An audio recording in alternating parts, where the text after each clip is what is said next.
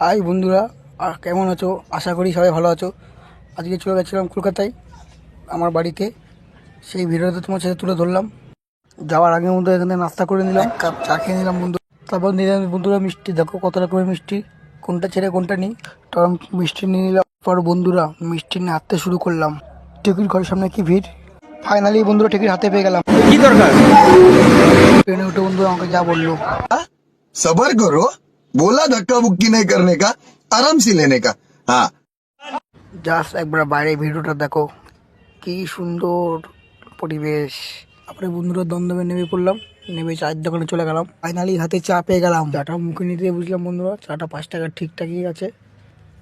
চা খেয়ে চলে গেলাম বন্ধুরা 5 নম্বরে, যেহেতু আমি 2 নম্বর ছিলাম। 5 নম্বরে আমার ট্রেন আছে, চলে যাচ্ছি ট্রেন ধরতে। ফাইনালি চলে আসলাম বন্ধু আমার বাড়িতে। বাড়ির দিকে যাচ্ছে এখন।